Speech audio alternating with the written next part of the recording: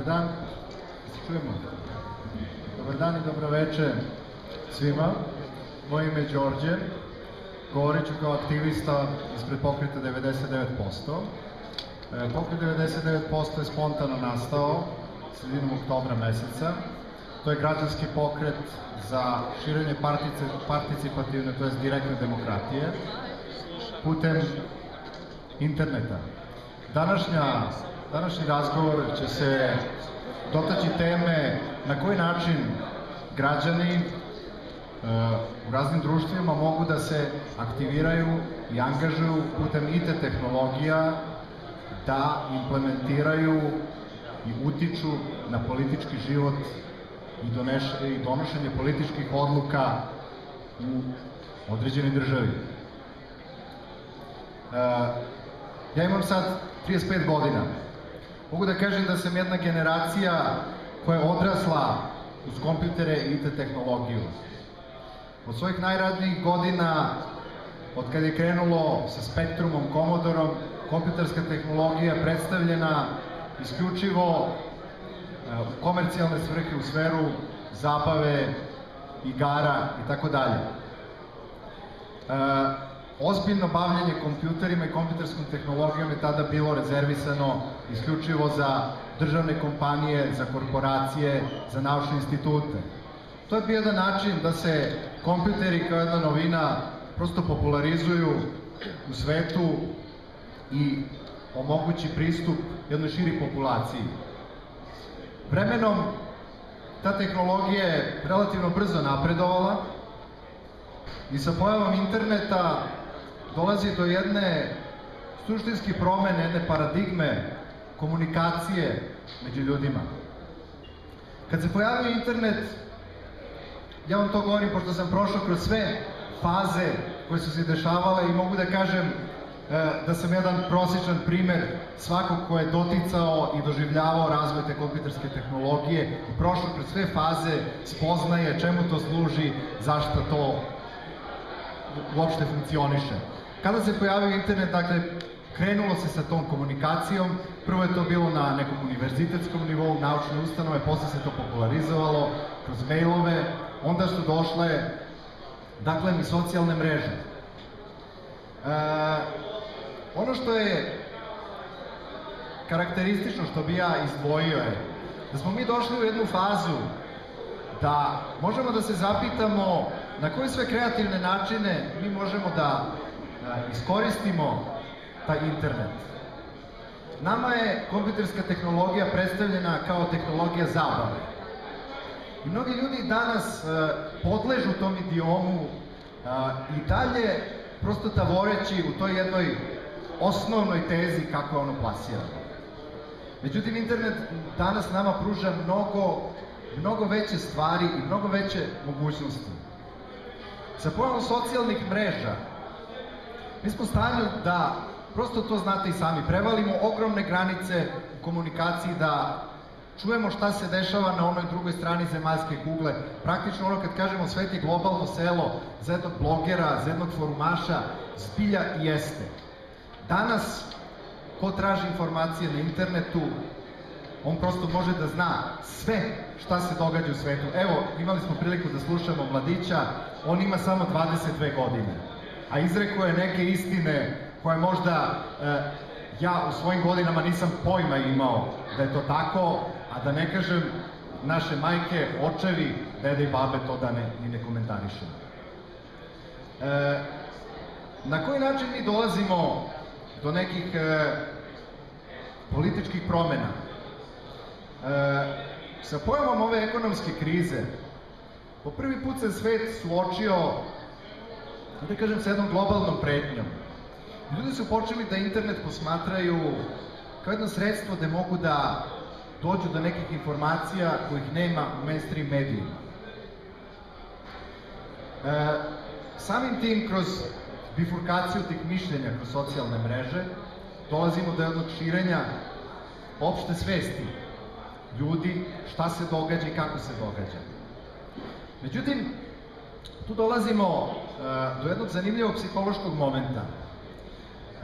Ljudi su sad u ovoj fazi oni koji traže informacije na internetu, jako su svesni šta se događa, ali još uvek ta svest sama po sebi ne znači ništa dok se ne kapitalizuje.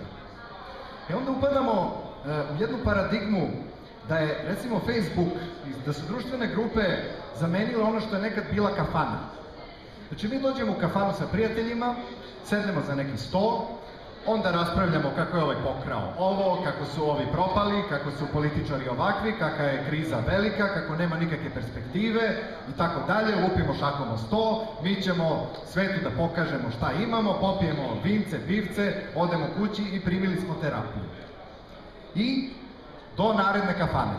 Sada se to, međutim, premestilo na društvene mreže. Imamo ljude koji dođu, znaju sve. Pa onda lajkuju, pa daju komentare. Mi moramo, mi treba da, mi ovo, mi ono. A zapravo, suštinski, od gomile lepih mišljenja, znate, ništa nema. Ima ona pričica, kaže, bilo 9 mačića koji su kisnuli na nekoj poljani i sada petao se sažalio sa plota i pozove ih i kaže, ajde dođite tamo pod košarnik, tamo je suvo, toplo i tako dalje. I mačići se posavetovaše, i troje mačića je odmah odlučilo, čvrsto je rešilo da oni treba da odu pod taj kokošarnik. I na kraju koliko je mačića otišlo, koliko je mačića zapravo ostalo? 9. Troje ih je samo čvrsto odlučilo. Isto su to, tako i ljudi, oni koji znaju šta se događa u svetu, znaju kakve su političke i ekonomske implikacije. Evo, čovek kaže za 5 godina ili ću biti u zatvoru, ili ću biti, šta je rekao, ili ću biti jako bogat u zatvoru ili bez kuće. To su političke naše implikacije. Ili smo sa njima, ili ćemo ostati bez ičega. Ali šta kažem, nije dovoljno na internetu samo lajkovati i pratiti. Mora se pokrenuti na aktivizam. Kada govorimo o aktivizmu, postoji dve vrste aktivizma. Postoji onaj pozitivan aktivizam koji ide za tim da probudi svest naroda, koji je miroljubiv. Postoji onaj aktivizam rušilačkog tipa. Mi smo svedoci pre 2 godine da je počela arapsko proleće. Tada su se po prvi put upotrebile internetske tehnologije da se mobilišu, da se ljudi mobilišu na jednu borbu protiv sistema. To se iz Tunisa, još od kad se onaj Bouazizi nesrećni zapalio, potpuno jedan bizaran incident koji je pokrenuo čitavu lavinu dalekosežnih posledica.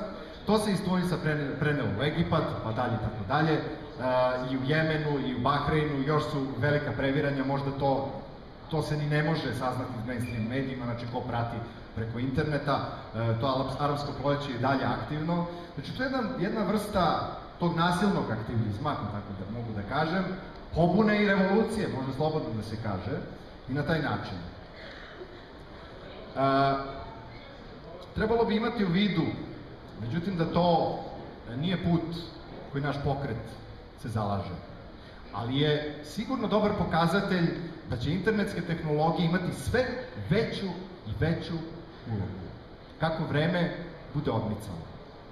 Sad dolazimo do tog momenta, ako nećemo da rušimo, ako nećemo da pravimo revolucije, ako nećemo da se dižemo, može, ali ako nećemo to da radimo, šta onda mi možemo da uradimo, a da damo neki poticaj da se politički sistem promeni, da se reformiše, neki kažu da ne može da se reformiše, neki kažu da mora da se sruši skroz, da se napravi nešto novo, šta god. Postavlja se pitanje zapravo koji su to modaliteti, šta mi treba da radimo. Mi na sreću imamo jedan primer jedne male države, Islanda, koja je preživela u proteklih 10 godina, to je jedna paradigma u malom svega ovoga što se danas u Evropi događa i što će se dogoditi za godinu, za 6 meseci, za godinu dana, za 2 godine, sad sve jako brzo ide. Da u najkraćim crtama to predstavim, dakle, Island je bio u jednoj tipičnoj fazi onoga, ajde da kažem, nisam ekonomista, imali su zamah bankarskih tih kredita i to je na kraju puklo negde 2006-2007 i zemlja je bukvalno otišla pod bankrot, totalno. Naravno, onda dolazi onaj stari recept, dolazi MMF, da daje kredite, da tobože pomogne, a usput da pokupuje, sruši sve i pokrade sve slobode i tako dalje.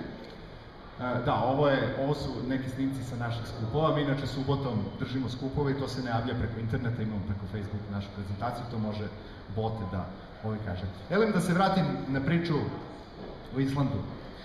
Oni su radili nešto drugo, suprotno od onoga što su recimo radili, što rade Grci. Oni su jednostavno se pobunili, narod se pobunio protiv vlasti i oni su uspeli da proteraju bankare, da ih pohapse. Velika Britanija je Island stavila na listu terorističkih zemalja. Zašto? Zato što su, kako se zove, engleske banke imale najviše sredstava plasirane na, kako se zove, da, ok, evo, gledat ću da skratim. Dakle, šta je njihova poenta? Kako su oni iskoristili internet? Pošto su raskrstili sa bankarima i s elitom, narod Islanda se dogovorio preko interneta, jednostavno, da će da donesu novi ustav, koji će napisati ljudi, ne političari. Kako su se oni to dogovorili?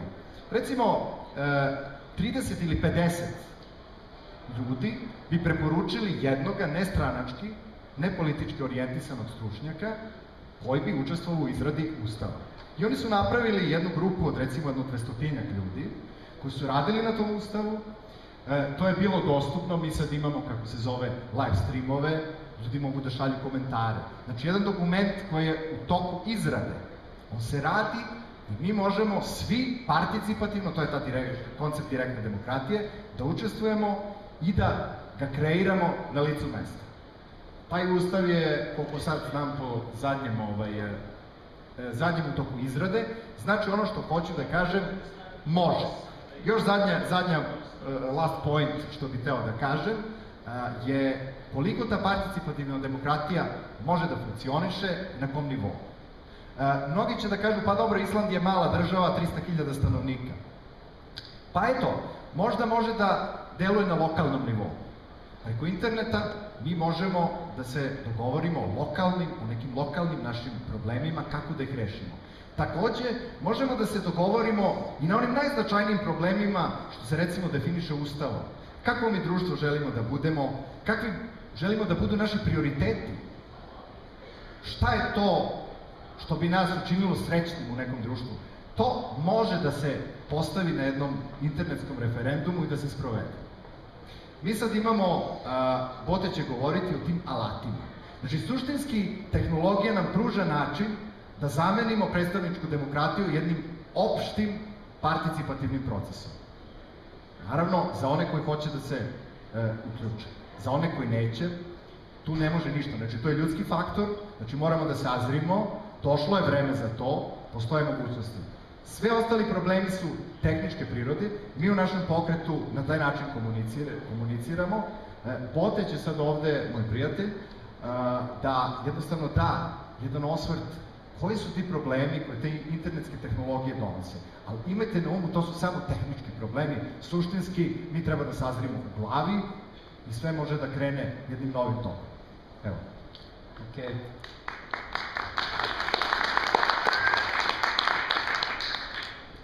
Ja bih sad trebao da vam izložim poentu. Mislim, inače Share konferencija je za internet, umrežavanje i kako ljudi mogu da se bolje povezuju, bolje sarađuju i bolje komuniciraju. Jel te, koristimo evo Facebook i Facebook grupe.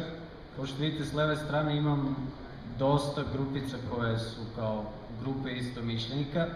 U početku smo tražili da vidimo ko su ti ljudi s kojima možemo da nađemo zajednički jezik i da sarađujemo i ajde po Facebook grupama pričamo, zezamo se i radimo. E sad, glavni problem koji je krenuo, kad je komunikacija uglavnom preko teksta, ne vidi se direktne emocije. Ljudi ne vide šta vi njemu mislite ako mu nešto kažete malo oštrije, jel te? Ima tu kod nas dosta debata gde jednostavno zahukta se i ljudi kreću da se samo prepiru, čisto debate radi bez poente. Zato smo, da bismo to predupredili, taj nesporazum koji dolazi iz čisto tekstualne komunikacije preneli na redovne sastanke uživo.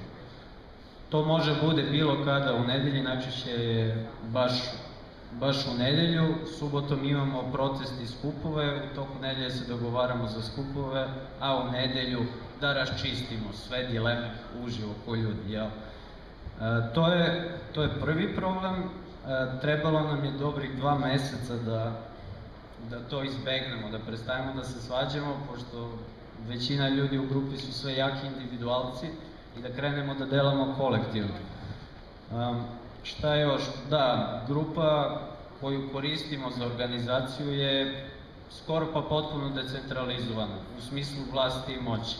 Malo pre sam pokazao ko su članovi grupe i svakom ispod imena stoji da je admin grupe. Eto, to je jedna simbolična stavka koja doprinosi da se ljudi ne osjećaju poniženim ili nešto manjim od drugih. Sad u početku to je svima bilo beznačajno kao pa šta ima veze i da je samo jedan admin, ali posle se to ispostavilo kao stvar koja je spasila mnoge debate i mnoge rasprave. Šta još? Glavna mana decentralizovanog uređenja je što inače Facebook grupa koju mi koristimo, gde smo svi admini, gde smo svi slobodni da dajemo predloge, gde svi možemo da kritikujemo svakog i gde nema obaveza. Vi niste obavezni da nečiju ideju sprovodite u delo ili da ono što neko kaže na to reagujete. Čak ne morate ni da reagujete, možete samo da pustite i da se skoncentrišete na nešto drugo. Zbog takvog jednog stanja organizacije gde nemate vođu, gde ste svi horizontalno uređeni, svi jednaki, ravnopravni, ima mesta za kritiku jer je jako neefikasno. Dešava nam se ponekad da nedelju dana spremamo odgovor novinaru.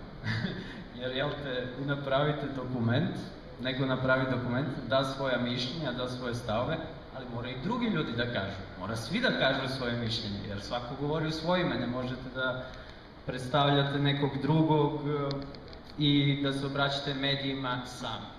Jednostavno morate da se čujete sa drugarima iz grupe. I tako nam je trebalo nedelju dana da sastavimo A4 odgovor. A zašto? Zato što dobar deo članova ne misli jednostavno da je bitno da mi imamo medijsku pažnju, jer mediji onako rade za vlast. To je neka naša teorija i da će onako da nas ignorišu. Ali, kad se neko javi, kad nam se neko prvi javi, trebalo bi da to ispoštuje. Druga stvar, da, problem u komunikaciji koji se odnosi na način obraćanja. To je isto neka dečija bolest koja krene u početku grupe, prvih 2 meseca bilo je sporenje oko toga, a zašto ti meni govoriš, zašto se ti meni obraćaš kada sam neka ovca, u tom smislu, ili iskuliraj, brate, misliš, što se nerviraš, što si toliko uštonjen. Imate tu neka 2 tipa ličnosti gde jedan insistira na redu, a drugi tip insistira na opuštenosti nekoj potpunoj slobodi, maltene anarhičnosti. I tu takođe isto gomila neproduktivnih diskusija, dok na kraju svi izmoždani tim diskusijama ne shvate, pa mi se 5 dana prepiramo oko ove gluposti, a mogli smo za to vreme da spremamo skup, jel te? To je stvar koju sam vam pomenuo zbog toga što se teži u raznim firmama da postoji jedan takav model uređenja, da radnici imaju slična ili ista prava kao poslodavac, da sami doprinose firmi, da sami unapređuju firmu i to je sad kao neki ideal kome teži društvo, zapadnoevropsko, na to mislim, a to i kod nas krenulo da se primenjuje u nešto manjoj meri. Sad, ja sam vam izložio mane tog decentralizovanog uređenja, decentralizovane grupe, ali prednosti su mnogo veće. Kad smo stvorili tu sredinu, bez vođa, potpuno horizontalnu, Pa to je bila, ljudi, eksplozija. Eksplozija ideja i kreativnosti. Tu svaki dan po 5-6 tekstova, fotografija, dizajna u Photoshopu, svako ima nešto da pita, svako hoće nešto da jel te razmeni, podeli s drugima.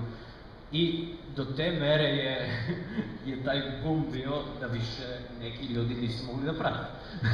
Stari ljudi od recimo 40-45 godina više nisu mogli da prate šta se dešava na grupi, jel? Imate po 20% dnevno, jel?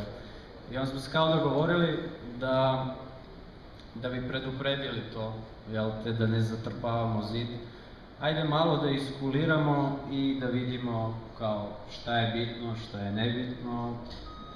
Dogovor je bio da je bitna stvar svaki izlazak na ulicu, bilo da je to neka akcija, bilo da je skup na trgu, jer na kraju na to se ishodi, treba da se iz virtualnog sveta ideja i akcija prenese u realni svet ili na ulicu. Dobro, da pređem sa Facebooka na Tumblr, pošto ako ne koristite, ja bih vam baš preporučio da... ovu platformu sam ja pokrenuo samo inicijativno jer sam hteo da naučim šta je Tumblr. I jako sam bio prijatno iznenađen mogućnostima koje to nudi, a koje ne postoje na Facebooku i Twitteru. Na Tumblr vam je nešto kao picture blog, mislim, verovatno većina vas to zna, ali bi, ajde svejedno to pomenem za one koji ne znaju. Uglavnom, akcenat je na fotografijama, na slikama koje se rade u Photoshopu, ali kao što vidite imate i tekstove, možete da četujete audio, video itd. Ali šta je to što je super kod Tumblra, eto i za neki internet aktivizam, to je neverovatna brzina kojom se vest širi. Facebook, šerovi i Twitter retweetovi nisu ni približno toliko moćna alatka. Na Tumblru, ajde što imate veliku bazu ljudi, nego što svako može sličnom hashtagu koji postoji na Twitter da prati teme koje ga interesuje. Možete isto da uradite follow, to jest da zapratite nekog, ali kad vi nešto objavite i ti koji vas prate to vide, mnogo češće ide reblog, jer se ljudi bolje umreže po interesovanjima nego na Twitteru i Facebooku. I jel te, imamo mi našu varijantu ovde, samo da je pustim. Dobro, tu samo privremeno objavljujemo jer uglavnom je... greška, uglavnom je komunikacija na Tumblru sa strancima, malo ljudi iz Srbije to koristi i uglavnom se Amerikanci i Nemci pitaju kao a šta je fora, vidim kao Occupy Srbija, 99% Srbije i kao ja mi objasnim, pa vidiš što ti je slično, kao ovo što rade Occupy Wall Street, samo mi imamo neku svoju varijantu. I vidim, that's cool man, i krene priča, jel te, nova poznanstva, virtualno poznanstva. Flickr, da. Uglavnom, teza je da sve ove društvene mreže možete da koristite za, ako ništa drugo, širenje vesti. Najbolja komunikacija je na Facebooku, sad Twitteraši se možda s tim neće složiti, ali tamo stvarno imate mnogo više prostora za detaljnije diskusije. Samim tim i komunikacija je bolja. Na Flickru, evo isto da vam pokažem kako ja to šaljem. Ništa, nađem slične grupe sa izvesnom temom, to je s temom protesta, evo vidite Real Street Photography, Politics Protest, Occupy Everywhere, Srbija naravno, Occupy with the People i samo šaljem sve fotografije koje izbacimo, bacam u njihove grupe, u svaku grupu treba vremena, ali nebitno. Posle oni sami uzimaju fotografije od ti admini stranice koji vide i tako se jednom desilo da sam Guardianu stavio fotku sa akta protesta da je on izašla na njihov portal. Bilo je kao ispod baš pisalo Belgrade, pa nešto iz Nemačke, Holandije sa akta protesta. Eto, to je ovako najkraće, pošto nemam vremena, jel? Twitter je isto skroz cool alatka, ja ga nisam koristio pre pre svega ovog aktivizma, jel? Ali takođe jako koristan nalog. Nama je Twitter nalog povezan sa Facebookom, pa sve što izađe na Facebooku izađe na Twitteru, sem što admin, a to je jedan naš ortak, povremeno odgovara na pitanje. Inače da, to je problem, to bi morali da menjamo jer vidite baš na Facebooku sve što izađe i bude to spam, nije baš fora za Twitter, na Twitteru treba malo drugačije. Eto, to je to, hvala što ste nas saslušali. Ako ima neka pitanja za Motea ili eventualno. Eto, samo to. Nema niko? Imam ja. Imate? Koja je osnovna razlika između raznih NGO pokreta i uopšte između drugih aktivističkih pokreta i grupa, čak i partija koje se zalažu za direktnu demokratiju? Pa, eto, ko prvo mi nemamo pare. Nemamo uopšte para, jer sve finansiramo iz svog džepa. Imamo u kaznici, mislim, jedno 2000 dinara, a nas je 40. To bi trebalo odmah da vam je sve jasno. Ali dobro, znam šta pitate, direktnu demokratiju, ja koliko znam, niko ne zagovara u Srbiji. A direktna demokratija je priča da se bez posrednika učestvuje u društvenom životu. Dakle, nema tu nijednog političara koji će da priča umesto vas donosi ustave zakon, nego vi sve to sami preko referenduma, narodnih inicijativa itd. itd. Je li to to? Mislim, okej. Da me pokrijete 99%, ja se zahvalim.